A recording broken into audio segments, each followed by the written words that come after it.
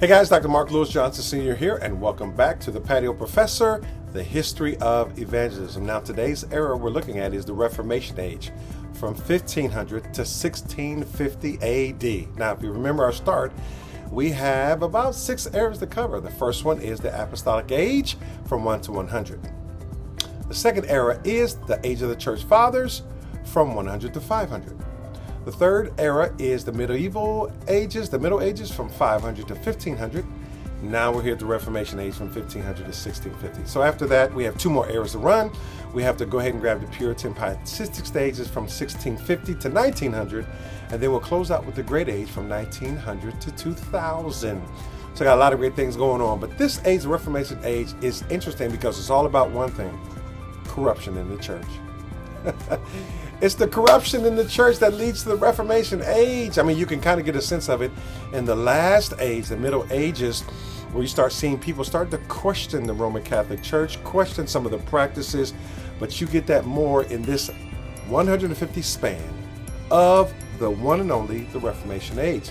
So the Protestant Reformation was a religious, political, intellectual, cultural upheaval that splintered the Catholic Europe and put in place structures and belief systems that would define the modern era. So they're addressing the corruption in the church, and that's really when it starts coming to the Magna Carta becomes a huge point here, because now you're talking about limiting the authority of the church, establishing the laws as the higher authority. Now that's going to be important because the church is basically doing whatever it wants to do.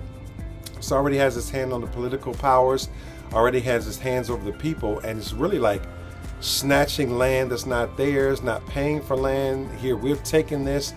And so the Magna Carta, which was put into place by King John in 1215, it has like 73 acknowledgments in it.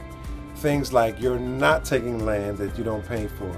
You're not treating people any kind of way just because you're the church and you can call shots the way you want to call them. So there's this rise of nationalism and a rise in the university and the scholasticism that's happening across the region during the Middle Ages. This is going to be important because you have philosophies and thoughts and processes that's already been under the surface, but now it's up now. Inventions like the printing press makes it easier to communicate to people. Martin Luther, John Calvin, Henry VIII, these are some individuals that challenged the papacy on their Christian practices, and very seldom did you hear that. But in the Reformation Age, people have something to say. Population at that time, when you start thinking about John Wycliffe, he challenged the privileged status of the clergy, like looking at them like they were above the fray. You know, our clergy, hey, we're privileged, but there was this unrest due to the great schism of the Western Christianity that happened between 1378 and 1476. Now we're looking at a culture that's really looking at the church like, you know what, maybe there's something we need to reconsider. So now you're starting getting uprisings from the peasants. You start getting war between the princes, and then the concerns over the corruption in the church just start going all over the place. John Huss and Charles University in Prague started questioning some things. Martin Luther, born 1486 to 1546, he was a monk professor in northern Germany. He protested by putting the 95 Theses in protesting the indulgence and reduce purgatory time. He declared that salvation by faith, not works. Preaching and teaching the gospel was important to him. Priesthood of believers helped to abolish the caste system. So really, Martin Luther did so much more than just put the 95 Theses up. He was very active in the community, very active with the people, and he really started to care more and more about that. John Calvin, 1509 to 1564, he wrote the Institutes of Christian Religion. He too maintained a high view of Christianity, preaching, and the accuracy of the gospel. These were some of the agitators during that time. John Huss objected to practices of the Roman Catholic Church and wanted a return to just that regular liturgy. The lay people received communion. Married priests were allowed, and eliminating indulgences were just some of the things that mattered to John Huss.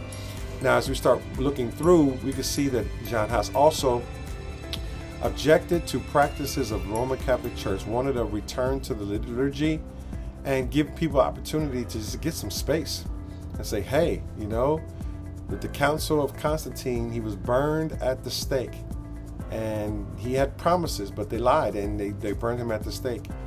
But he reestablished and strengthened concepts of the church and the empire.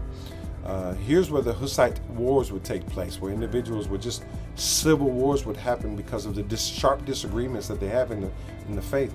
I mean, we think about that in our religious areas now, but can you imagine back then where they really went fisticuffs in order to make sure they understood where we stood? So that was an interesting one as well.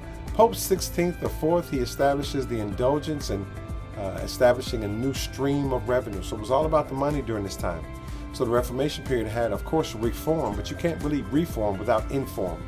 And so once they found out what was happening, they started going through the process of Reformation. And that's why it's called the Reformation Age, because of that very fact.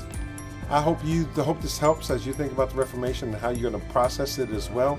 But just remember, the church was corrupt. Corrupt things were happening in the church, and something needs to be done. So these individuals took a step, and now we must take a step and stand for our faith as well. I'm Dr. Mark Lewis Johnson Sr. May God bless you and keep you in his perfect peace.